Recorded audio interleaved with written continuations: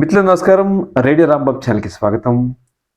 July 29 తేదీ ప్రముఖ కవి డాక్టర్ సి నారాయణ రెడ్డి గారి జయంతి. సి నారాయణ రెడ్డి గారి పూర్తి పేరు సింగిరెడ్డి నారాయణ రెడ్డి.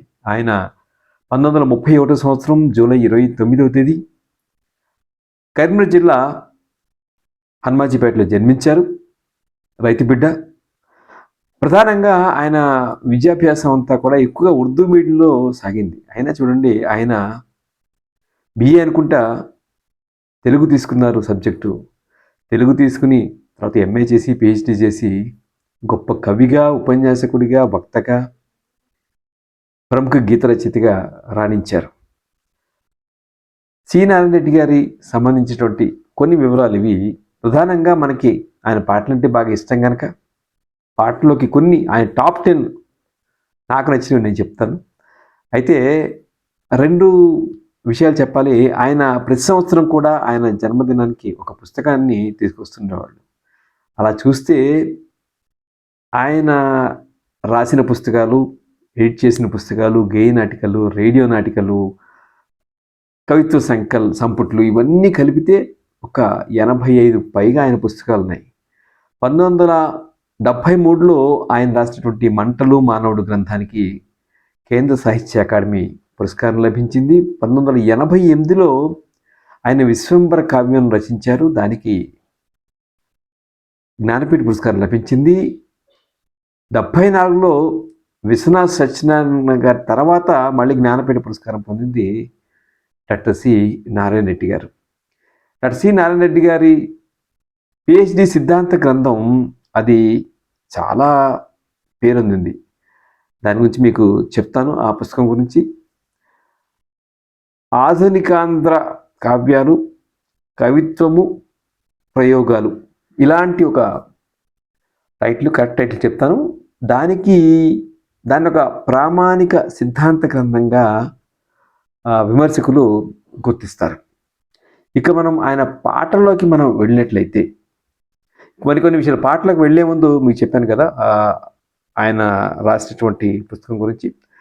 ఒకటి ఆధునికాంధ్ర కవిత్వము, సంప్రదాయములు, ప్రయోగములు. ఇదండి కరెక్ట్గా టైటిల్ ఆయన పిహెచ్డి సిద్ధాంత గ్రంథం.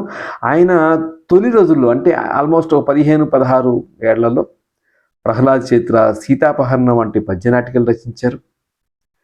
తర్వాత గేయ నాటికలు, ముఖ్యంగా ఆయన కర్పూర వసంతరాయలు, అలాగే రామప్ప, ఈ రెండు.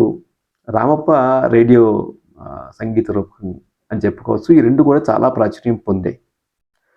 ఇప్పుడు సినిమా రంగంలో మనం చూస్తే ఆయన ప్రవేశం చూస్తే ఆయన నిజాం కాలేజ్ కూడా పనిచేశారు లెక్చరర్గా. తర్వాత ఉస్మానియా యూనివర్సిటీ ఆచార్యులుగా వచ్చారు. ఎన్టీ రామారావు గారు మరి నారాయణ రెడ్డి గారి శైలిని చూసి ముచ్చటపడి సినిమాలకు ఆహ్వానించి ఆయన తొలి చిత్రానికి అన్ని పాటలు రాయించారు. అదే గులేబ కావాలి కదా. అందులో నన్ను దోచు కొందోటే వందల దొరసాని అనేటువంటి పాట ఎంత ప్రాచుర్యం పొందిందో మనకు తెలిసిందే కదా. తర్వాత ఆయన పాటలు కొన్ని చెప్తాను నాకు నచ్చినవి. ఇవి అందరికీ నచ్చాలని లేదు. దాదాపుగా 3000 పాటలు రాశారు ఆయన. ఇవి పాపులర్ పాటలు. నేను తీసుకుంది ఎక్కువగా పాపులర్ అయిన పాటలు తీసుకున్నాను. బందిపోటు చిత్రంలోని వగలరానివి నీవే సొకసుగాడను నేనే, ఇది పాట. ఈ బందిపోటు చిత్రం 1963లో వచ్చింది. రాజ్యం పిక్చర్స్ వారిది. విఠలాచార్య గారు దర్శకత్వం వహించారు, ఘంటసాల సంగీతం చేశారు. పాట ఏమిటంటే వగలరానివి నీవే సొకసుగాడను నేనే, ఈడు కుదిరేను జోడు కుదిరేను మేడ దిగిరావే, ఇది పల్లవి. పిండి వెన్నెల నీకోసం పిల్ల తమ్మెర నా కోసం, రెండు కలిసిన నిండుకున్నమి రేయి మన కోసం అని సాగుతుంది. చాలా అద్భుతంగా చిత్రీకరణ మీరు చూస్తే ఎన్టీ రామారావు గుర్రం మీద, అలాగే రాజకుమారి ఆయన వెతుక్కులా పాడుతున్నటువంటి పాట. తర్వాత అమరశిల్పి జక్క అన్నది ఇది 1964లో వచ్చింది. విక్రమ్ ప్రొడక్షన్స్ వారి సినిమా. బిఎస్ రంగా ఆయన దర్శకత్వం వహించారు. సంగీతం ఎస్ రాజేశ్వరరావు. ఇది రామప్ప గేయ రూపంలోంచి తీసుకున్నారు. ఈ నల్లని రాలలో ఏ కన్నులు దాగెనో, ఈ బండన మాటున ఏ గుండెలు మ్రోగెనో, ఇది పల్లవి. పాపాలకు తాపాలకు బహుదూరములోనున్నవి, మునులవోలె కారడువుల మూలలందు పడియున్నవి, కదలలేవు మెదలలేవు పెదవి విప్పి పలుకలేవు, ఉలి అలికిడి విన్నంతనే గలగలమని పొంగి పొరలు అని చెప్పి పాట సాగుతుంది. ఇది కూడా అద్భుతమైన పాట. తర్వాత ఆయన వరకట్నం చిత్రం కోసం టైటిల్ సాంగ్ రాశారు. అది అంటే మీకు మాంటేజ్ సాంగ్ అనుకోవచ్చు. అది 1964 వచ్చేటువంటి వరకట్నం. రామకృష్ణ ఎన్ఐటి పిక్చర్స్ వారిది. ఎన్టీ రామారావు గారు ఆయన నిర్మించారు. టీవీ రాజు సంగీత దర్శకుడు. ఇదేనా మన సంప్రదాయం ఇదేనా, వరకట్నపు పిశాచాల దురంతార కోరలలో అన్యం పుణ్యం ఎరుగని ఆడబతుకు బలియేనా అని పల్లవి. చట్టాలని చేసి లాభమేమి, దినం దినం శాసనాలు వేసి లాభమేమి, బొసకొట్టే స్వార్థమ్మును విసిరికొట్టలేనిది, సహనమూర్తి అయిన స్త్రీని గౌరవించలేనిది. ఇది ఇలా సాగుతుంది ఆ పాట. మరొక పాట మట్టిలో మాణిక్యం. ఇది 1971లో వచ్చింది. చలం శ్రీరాముడు చిత్ర పేరు నిర్మించారు. ఇందులో హైదరాబాద్ మీద ఈ పాట చాలా చాలా పాపులర్. హైదరాబాద్ గురించిన పాట అంటే అప్పట్లో ఇదే, రిమ్జిమ్ రిమ్జిమ్ హైదరాబాద్ రిక్షావాలా జిందాబాద్. ఒక పక్కన రూమీ టోపీ, ఒక పక్కన గాంధీ టోపీ, క్యా భాయ్ అని అంటాడకుడు, ఏమోయ్ అని అంటాడకుడు అని చెప్పి చాలా హాయిగా సాగేటిన పాట. అంటే నారాయణ గారి పాటల్లో నాకు అనిపించింది ఏమిటంటే, ఆయన పాటలన్నీ లలిత గేయాల్లో ఉంటాయి. ఎక్కడ బహుశా అవసరమైనప్పుడు తప్పిస్తే సమాస భూయిష్టంగా కనిపించవు. సరళమైన పదాలు, లలితమైన పదాలు. అంటే తెలుగు భాష సంగీతానికి చాలా అనువైందని చెప్పుకుంటాం కదా, ఆ అనువంతా కూడా నాకు నారాయణ గారి పాటలో కనిపిస్తుంది. మరో పాటలకు వెళ్తాను. మానవుడు దానవుడు చిత్రంలో 1972లో వచ్చింది. ఉషశ్రీ ప్రొడక్షన్స్ బ్యానర్ మీద ఈ చిత్రం. చంద్రశేఖర్ రెడ్డి దర్శకుడు, అశ్వత్థామ సంగీత దర్శకుడు, ఎస్పి వాసుదేవన్ పాడారు. అనువు అనువున వెలిసిన దేవా, కను వెలుగై మమ్ము నడిపించరావా. ఇందులో జాతికి గ్రహణం పట్టిన వేళ, మాతృభూమి మొరపెట్టిన వేళ అని ఒక పిల్లలకు మంచి బోధన చేసేటువంటి పాటగా ఇది మనకి బాగా గుర్తుండిపోతుంది. తర్వాత తాత మనవడు చిత్రంలో ఉందే అనుబంధం, ఆత్మీయత అంతా బూటకం. అంటే మన పాట వింటేనే ఒక విషాదం అనేది ఆ పాట ట్యూన్లో, పాడిన తీరులో, అలాగే పాటలు రాసిన తీరులో కూడా కనిపిస్తుంది. అనుబంధం, ఆత్మీయత అంతా బూటకం, ఆత్మతృప్తికై మనుషులు ఆడే నాటకం వింత నాటకం అని చెప్పి సాగుతుంది. 1973లో వచ్చినట్టు తాత మనవడు. దీనికి సంగీతం రమేష్ నాయుడు గారు. తర్వాత అల్లూరి సీతారామరాజు సరే మనకు తెలిసింది 1974లో వచ్చినటువంటి కృష్ణ గారి సినిమా పద్మాలయ మూవీస్ వారిది. అందులో వస్తాడు నారాజు ఈరోజు తేలి వస్తాడు నిలరాజులాగా అని చెప్పి వస్తుంది. చాలా అద్భుతమైన పాట. సుశీల్ గారు పాడారు. ఇది రమేష్ నాయుడు స్వరకల్పన. ఇది ఆదినారాయణరావు చేశారు ఈ సినిమాకి, సీతారామరాజు చిత్రానికి, క్షమించాలి. తర్వాత శివరంజన్ చిత్రంలో, ఇది దాసనారాయణ గారి సినిమానే, 1978లో వచ్చింది.